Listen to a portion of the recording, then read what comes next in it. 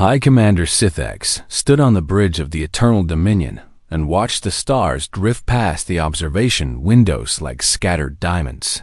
Against Black Velvet, he had commanded this vessel for 300 cycles, and all that time, he had never known defeat. The Valorian Dominion had ruled the Orion Spur for 12,000 years, and their power was absolute. 200 species had bent their knees before Valorian might, and 200 species now served the Empire without question. This was the natural order of things. The strong ruled, and the weak obeyed. Sithx turned as his communications officer approached with a data tablet in her trembling hands. "High Commander," she said, "our long-range sensors have detected a new spacefaring species in the outer regions of the galaxy." Sithx took the tablet and glanced at the information displayed on its surface, a small yellow star surrounded by 8 planets. The third planet from the star showed signs of advanced civilization. Radio waves and primitive satellites cluttered the space around it. They call themselves humans. The officer continued, and they have only recently begun to venture beyond their own world.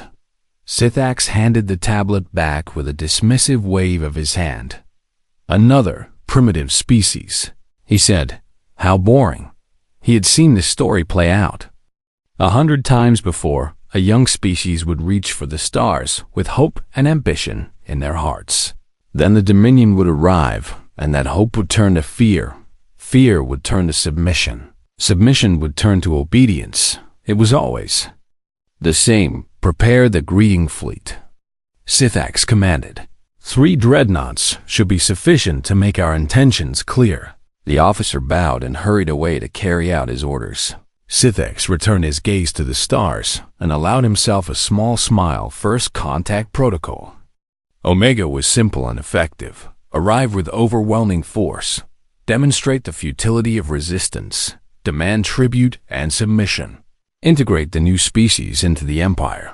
It had worked for 12,000 years, and it would work again.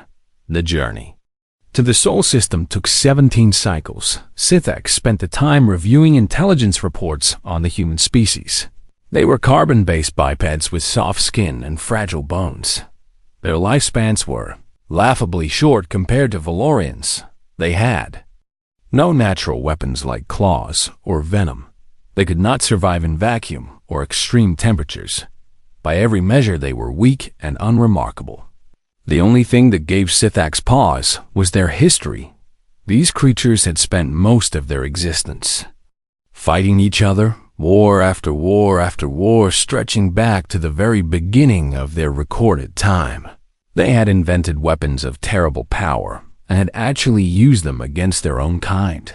Sithx found this disturbing, but not threatening. A species that fought itself was a species that would be easy to divide and conquer. The greeting fleet dropped out of faster-than-light travel at the edge of the Sol system. 3 massive dreadnoughts hung in the darkness like metal mountains. Each ship was 5 kilometers long and bristled with weapons capable of cracking planets. Sithx stood at the center of his bridge and felt the familiar thrill of power. "Begin broadcasting our arrival signal," he commanded.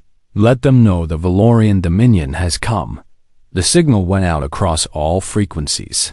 It carried a simple message in the mathematical language that all spacefaring species could understand. "We are here. We are powerful. Submit or be destroyed." Sithx expected panic. He expected desperate transmissions begging for mercy. He expected the humans to flee toward their homeworld like frightened animals. What he received instead made him blink in confusion. A response came back. Within minutes, it was not in mathematical code, but in the Valorian language itself. A female voice spoke with calm authority through the bridge speakers.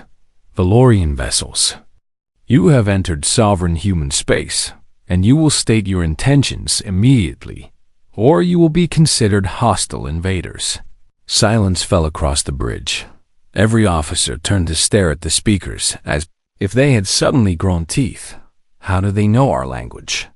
Someone whispered. Sithx felt a flicker of unease in his chest, but he crushed it with practiced ease. "They must have intercepted our communications," he said. Primitive species often show surprising cleverness in small matters. He straightened his uniform and spoke with authority. Ignore their demands and continue the approach toward the third planet. The fleet moved forward. The human voice came again after several minutes. This is your final warning. Valorian fleet, you have 1 hour to reverse course and exit human space. Failure to comply will result in defensive action. Sifex laughed. The sound echoed across the bridge and broke the tension that had been building among his crew. Defensive action. He repeated. What defense could these primitives possibly mount against 3 Valorian dreadnoughts? His weapons officer pulled up tactical data on the main display. Sir, we are detecting human vessels in the system, but they are small and few in number. Their technology appears to be based on chemical propulsion and simple nuclear reactors. They pose no threat to our shields. You see, Sifex said to his nervous crew, there is nothing to fear from these creatures. They bark like wild animals. But they have no teeth. He clasped his hands behind his back and watched the tactical display with amusement. The hour passed. No further transmissions came from the humans. Sifex assumed they had accepted the futility of their situation and were preparing to surrender. Then a single human vessel appeared on the sensors. It was moving directly toward the Valorian formation at high speed. The ship was crude and ugly compared to Valorian elegance. It looked like it had been welded together from scrap metal and desperate prayers. One ship, the weapons officer said with disbelief in his voice. They are sending 1 ship against 3 dreadnoughts. Sifex shook his head in wonder at the foolishness of these creatures. Perhaps it is a diplomatic vessel. He mused, perhaps they wish to negotiate their surrender in person. The human ship did not slow down. It did not broadcast any messages. It simply kept coming closer and closer with engines burning at maximum power. Sir, the weapons officer said, should I destroy it? Sifex considered the question. It would be easy to vaporize the tiny vessel with a single shot. But there was value in letting the humans see their champions humiliated. Let them watch their brave little ship cower before Valorian might. Let them understand the true nature of power. No, Sifex decided. Let them come close enough to see what they face. Fear is a more effective weapon than any gun.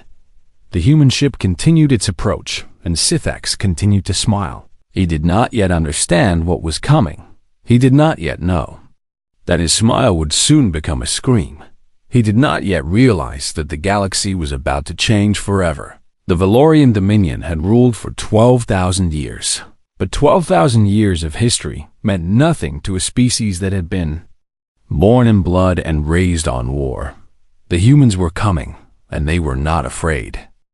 A human ship stopped at the edge of weapons range and hung motionless in the void like a predator waiting to strike. Sifex watched it on the tactical display and felt the first real stirring of curiosity in his ancient heart. The vessel was even uglier up close than it had appeared from a distance. Thick armor plates covered every surface in overlapping layers.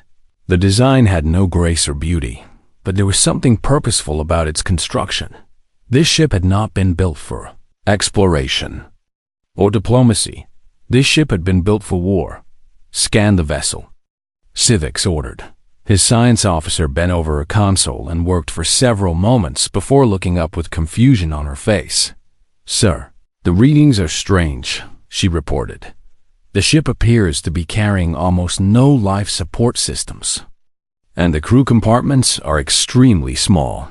How many crew members? Sifex asked. Thermal imaging suggests approximately 30 biological signatures.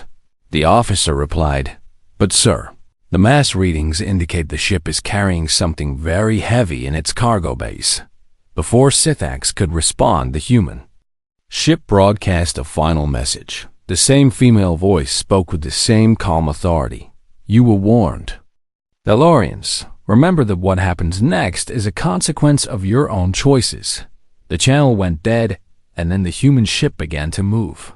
It accelerated toward the Valorian formation, at a speed that made the science officer gasp. "Sir, they are pulling acceleration forces that would kill any Valorian crew," she said.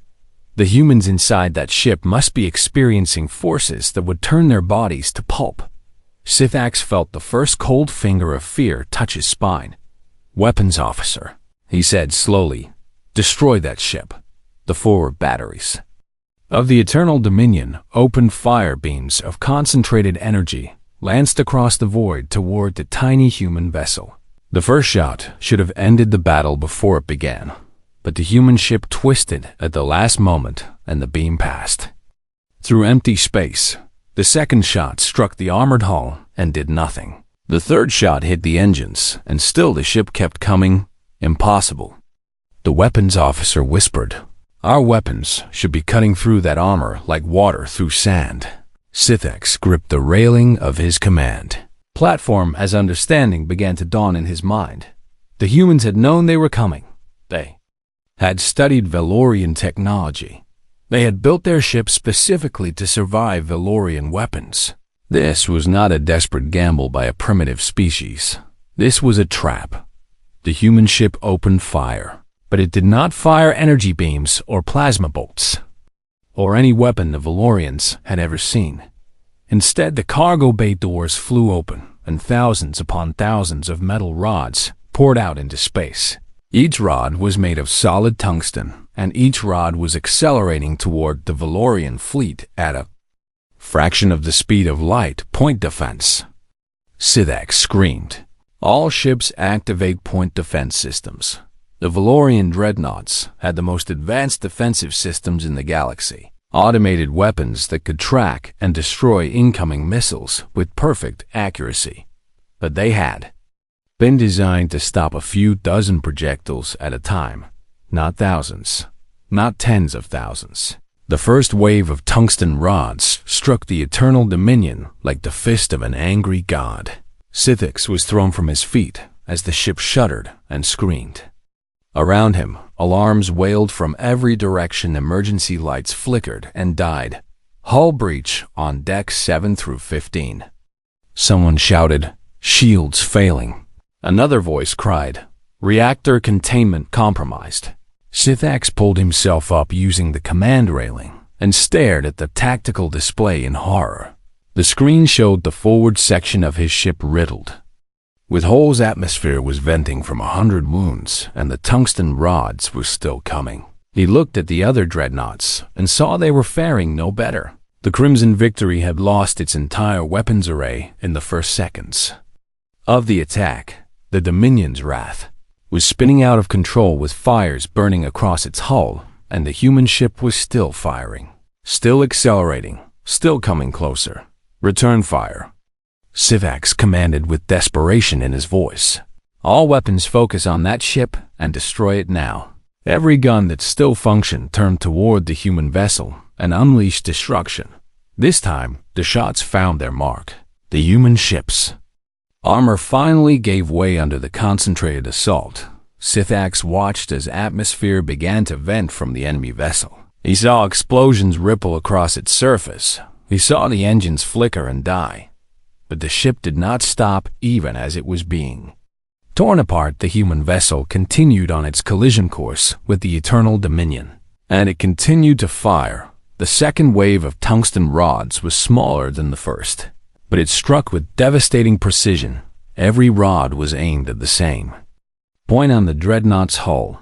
The weakened armor gave way completely. Sithax felt the deck beneath his feet buckle as something massive punched through the ship from bow to stern. The lights went out. The artificial gravity failed. And in the darkness, Sithax heard the sound of his crew dying around him. When emergency power finally restored some illumination, he saw that half his bridge crew was dead. The survivors floated in zero gravity with blood streaming from their wounds. The tactical display flickered back to life and showed him the final moments of the battle. The human ship was breaking apart now. Its reactor was going critical. But instead of exploding randomly, the human crew had somehow aimed the detonation. The ship's death was its final weapon. The explosion caught the Crimson Victory at close range and tore the dreadnought. In half, Sithax watched 2 kilometers of Valorian engineering split apart like rotted fruit. There were no escape pods. There was no time for evacuations. 3,000 Valorian crew members died in an instant. "Get us out of here," Sithax whispered. All ships retreat immediately. The Dominion's wrath did not respond. Its communication systems were destroyed, and its engines were offline. Sithax watched helplessly as smaller human ships emerged from the darkness of the outer system and swarmed the crippled dreadnought. They did not offer terms of surrender. They did not ask for negotiation. They simply fired until the Dominion's wrath stopped moving. Then they turned toward the Eternal Dominion engineering. Sithax shouted into the emergency communication system, "I need engines now, or we are all dead." For a terrible moment there was no response. Then a weak voice came back through the static. "We have partial power to the main drive, High Commander. But we cannot fight, and we cannot stay." "I do not want to fight," Sithax said. "I want to run." The Eternal Dominion limped away from the Sol system with human ships pursuing it for millions of kilometers.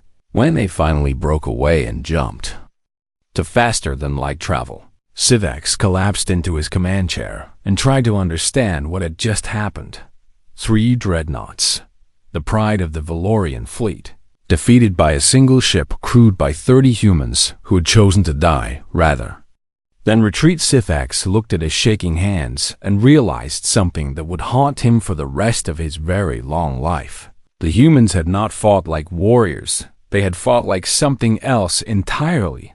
Something that the Valorian Dominion had never encountered in 12,000 years of conquest. The humans had fought like they had absolutely nothing to lose. The Valorian High Council had not gathered in emergency session for over 2,000 years. The last time had been when a solar flare threatened the homeworld, and even then the council had remained calm and composed.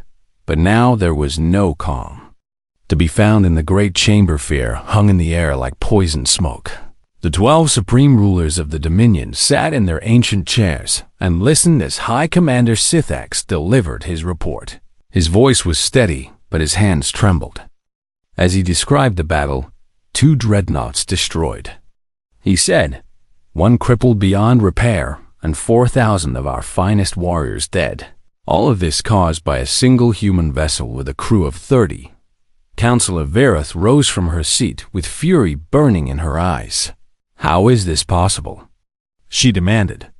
"Our ships are the most powerful in the galaxy, and our technology is beyond anything these primitives could hope to match." Sithax lowered his head. "Our technology is superior," he admitted, "but the humans did not try to match our technology, and they did not try to defeat our ships. They simply accepted that they would die, and they used their deaths as weapons."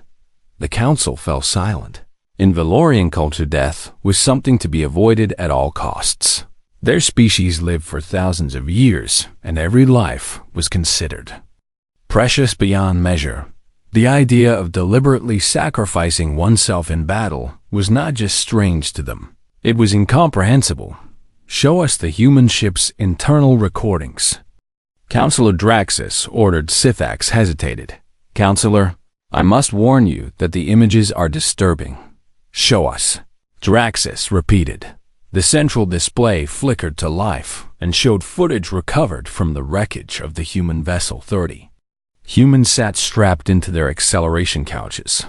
They had welded themselves inside the ship. There were no escape pods and no way to abandon the vessel once the battle began. As the recording played, the council watched the humans endure acceleration forces that would have killed any Valorian instantly. Their bodies compressed under the pressure. Blood vessels burst in their eyes and skin. Some of them screamed in agony, but none of them stopped working their stations. And when the Valorian weapons finally breached the hull, the humans did not panic. One young male with blood streaming down his face simply laughed and shouted something to his companions. The translator provided his words. "Tell my mother I went down swinging." Then he pressed a button and the reactor went critical. The display went dark. The council chamber remained silent for a very long time. Finally, Councillor Verith spoke again, but her voice had lost its fury. Now there was only confusion and something that might have been fear. Why would they do this? She asked. Why would any creature choose to die in such a horrible way? The council's intelligence chief stepped forward. She was an old Valorian named Sitha, who had spent centuries studying alien species. I have been researching human history since the battle, she said. What I have found is deeply troubling. She activated her own display and images began to flow across the screen. Humans have existed as a species for approximately 300,000 years, Sitha explained. In that time, they have fought thousands of wars against each other, and they have developed a culture that glorifies combat and sacrifice. The display showed ancient human warriors charging into battle with primitive weapons. It showed soldiers storming fortified positions while their companions fell around them. It showed pilots diving their aircraft into enemy ships. They have a word that has no translation in our language. Sitha continued. They call it glory. It means the honor gained through brave deeds in battle, especially deeds that result in death. That is insane. Councillor Draxus said. Yes, Sitha agreed. By our standards, it is completely insane, but it is also incredibly effective. She changed the display to show human population statistics. There are currently 8 billion humans on their homeworld alone. She said, they reproduce at a rate that would overwhelm our population management systems within a single generation, and they have been expanding throughout their star system at an alarming pace. The council studied the numbers with growing horror. The entire Valorian species numbered less than 50 billion individuals spread across 1,000 worlds. If the humans continued to grow at their current rate, they would outnumber the Valorians within a few centuries. It gets worse, Sitha said. Human history shows that when they feel threatened, they become even more dangerous. They have a concept called total war, where they dedicate every resource to military production. During their last major conflict, they increased their industrial output by 3,000% in just 4 years. What was this conflict? Verith asked. Sitha's face grew grim. They called it the Second World War, she said. It was fought between different nations of humans on their own planet. By the end of it, 60 million humans had died, and they had developed weapons capable of destroying entire cities in an instant. And what happened to the losing nations? Draxus asked. That is perhaps the most disturbing part, Sitha replied. The losing nations were completely destroyed, but within 50 years, they had rebuilt themselves into 2 of the most powerful nations on the planet. Humans do not stay defeated, and they do not forgive easily. The council members looked at each other with new understanding in their eyes. They had expected to find a primitive species that would submit to Valorian authority without question. Instead, they had found something far more dangerous. They had found a species that was born to fight, a species that celebrated death in battle, a species that could lose everything and rebuild from the ashes, a species that never ever gave up. What do we do? Verith asked quietly. The question hung in the air with no easy answer. For 12,000 years, the Valorian Dominion had conquered every species it encountered. But this time, conquest did not seem possible. We must send a larger force, Draxus said with determination. 40 dreadnoughts and 100 cruisers with 3 million ground troops. We will overwhelm them with pure numbers before they can mobilize their full strength. Some council members nodded in agreement, but Sithak shook his head. Counselor, I watched 30 humans destroy 3 of our finest ships, he said. They did it with weapons made from simple metal and engines that burn chemical fuel. What will they do when they have time to study our captured technology and adapt it to their own use? Then we must strike quickly, Draxus insisted. Before they can prepare, the council voted, and the decision was made. 40 dreadnoughts would be assembled. 100 cruisers would support them. 3 million soldiers would follow to occupy the human worlds. It would be the largest military operation in Valorian history, and it would be a disaster beyond anything the Council could imagine. But they did not know that yet. They still believed that numbers and technology would be enough to crush the human spirit. They had not yet learned the truth that every species in the galaxy would eventually come to understand. Humans did not fight wars to win. Humans fought wars because fighting was what they were made to do. And when humans decided to fight, there was no force in the universe that could make them stop. The invasion fleet arrived at the orbit of Neptune 40 cycles after the Council made its decision. 40 dreadnoughts hung in formation like mountains of metal and death. 100 cruisers surrounded them in protective screens. Troop transports carried 3 million Valorian soldiers ready to claim the human worlds. It was the largest military force ever assembled in the history of the Dominion. Supreme Commander Vorith stood on the bridge of his flagship and surveyed his armada with pride. He was not like Sithax. He did not fear the humans. He saw them as clever primitives who had gotten lucky in their first encounter. That luck would not save them now. Begin the advance toward the inner system. Vorith commanded. All ships maintain formation and watch for enemy contacts. The fleet moved as one. Thousands of engines burned in the darkness. Weapon systems came online and sensors swept the void for any sign of resistance for 3 days. The fleet advanced without incident. Vorith began to wonder if the humans had fled at the sight of his overwhelming force. Then, on the 4th day, everything changed. A single human transmission reached the flagship Valorian fleet. "You have made a terrible mistake. Turn back now and you might survive what is coming." Vorith laughed and deleted the message. But his laughter died when the tactical display began to light up with new contacts. Ships were emerging from everywhere. From the ice moons of Neptune, from the asteroid belt beyond Mars, from hidden bases on the dark side of gas giant moons, from the spaces between worlds where nothing should exist. How many ships? Vorith demanded. His tactical officer worked frantically at his console.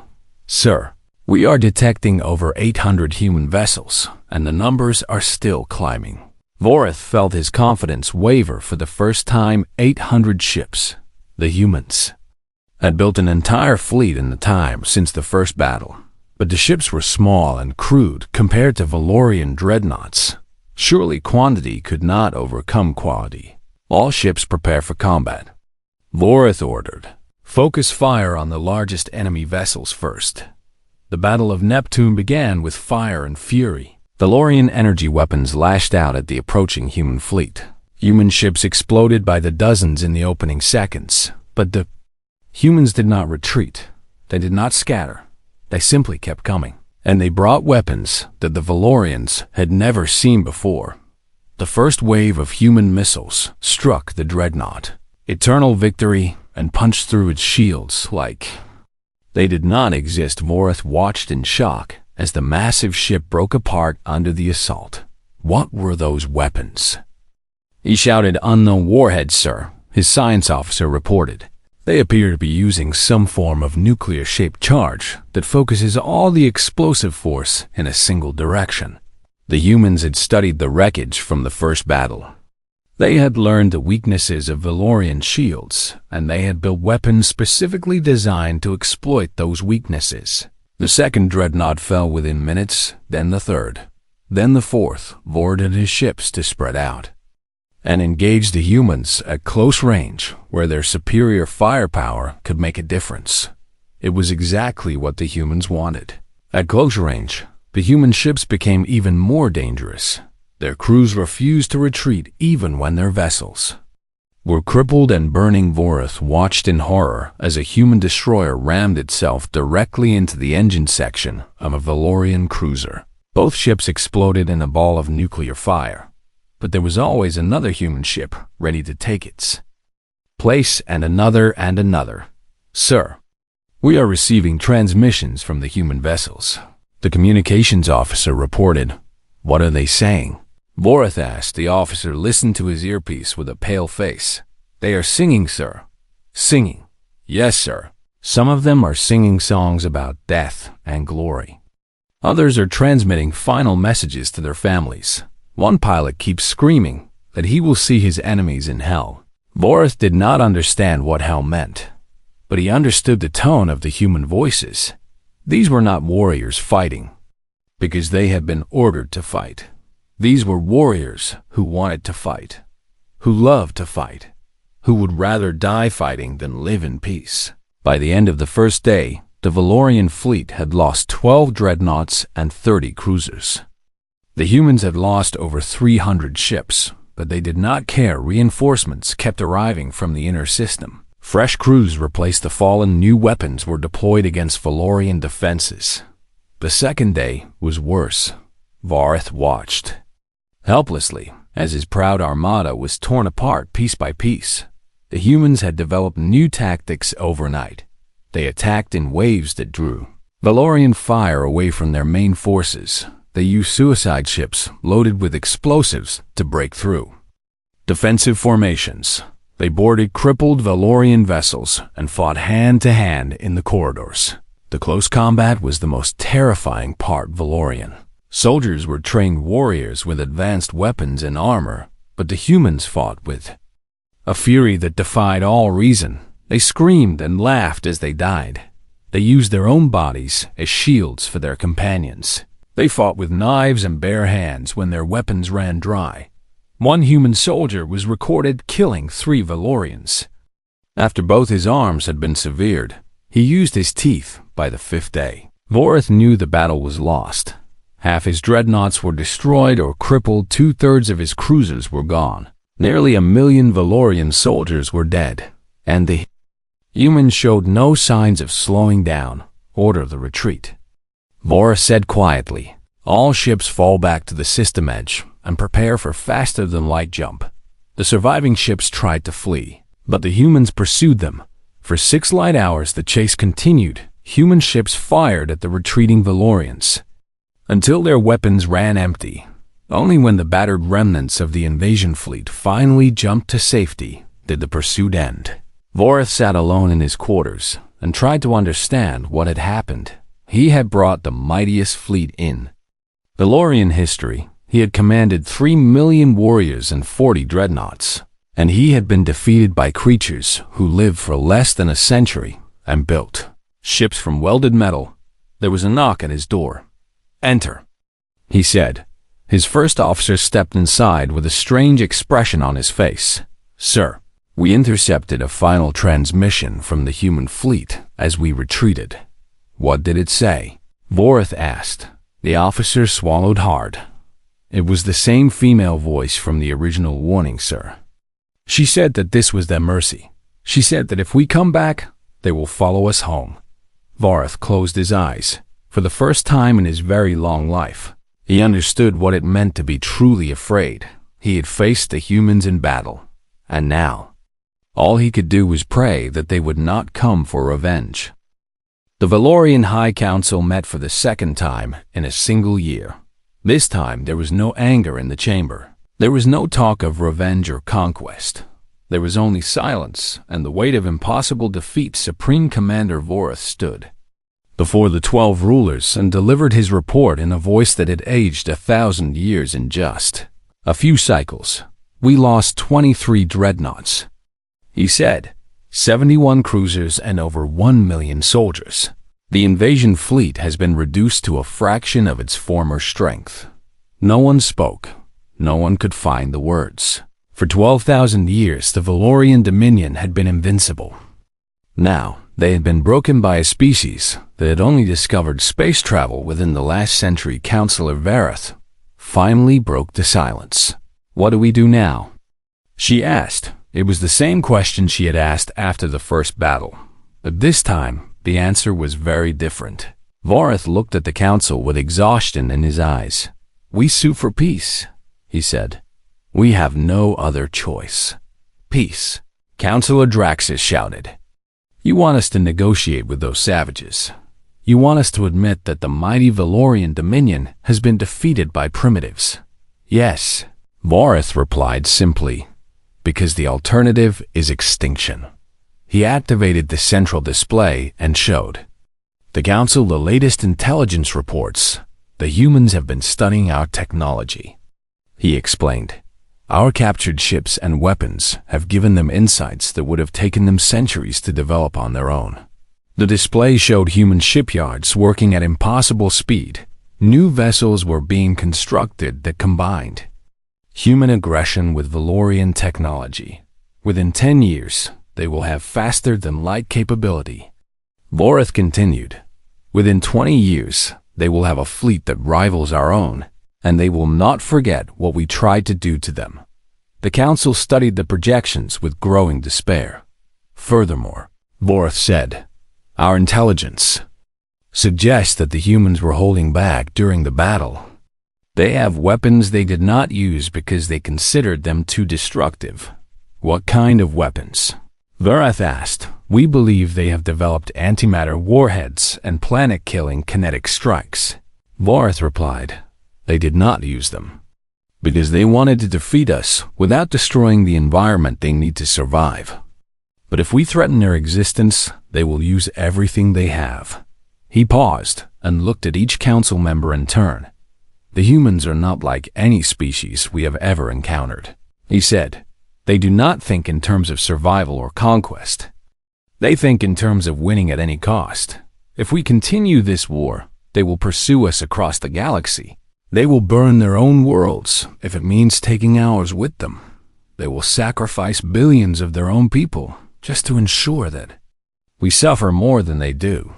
The chamber fell silent again. Every council member was thinking the same thing. The humans were insane, completely and utterly insane. But their insanity made them the most dangerous species the galaxy had ever seen. Send a diplomatic vessel. Voreth finally said, offer terms of peace. The message was sent, and the humans responded within hours. They agreed to meet at a neutral station in deep space. The Valorian delegation arrived, expecting to face warriors, covered in battle scars and burning with hatred.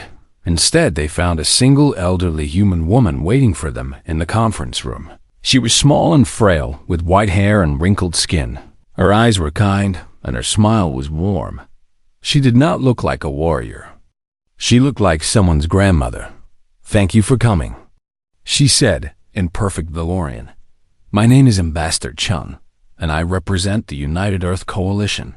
High Commander Sithax led the Valorian delegation. He had been chosen because he was the only senior officer who had survived both encounters.